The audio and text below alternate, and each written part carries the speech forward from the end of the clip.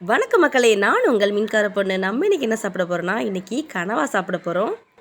2 மாதம் மீன்பிடி தடைக்காலம் முடிஞ்சு இப்போ தான் போட்டு வந்திருக்கு.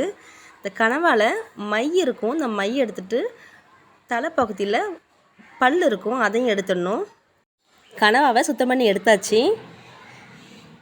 சுட சுட சோறு, ரசம் வச்சுருக்கேன். அப்புறம் கனவாவை வறுத்து வச்சுருக்கேன். இந்த கனவா குண்டு கனவா, ஓட்டு கனவான்னு சொல்லுவோம். ஏன்னா அதில் ஓடு இருக்கும்ல, அதனால் ஓட்டு கனவான்னு சொல்லுவோம்.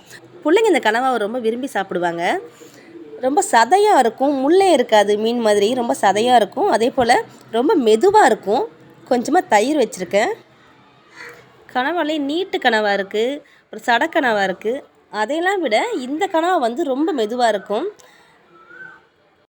பாப்பாவுக்கு ரசத்தை வச்சு சாப்பிட்றத விட தயிருக்கு இந்த கனவா தொட்டு சாப்பிட்றதுக்கு ரொம்ப பிடிக்கும். எனக்கும் அப்படி சாப்பிட தான் பிடிக்கும். உங்களுக்கு இந்த பதிவு பிடிச்சிருந்தா சப்ஸ்கிரைப் பண்ணுங்கள். நன்றி.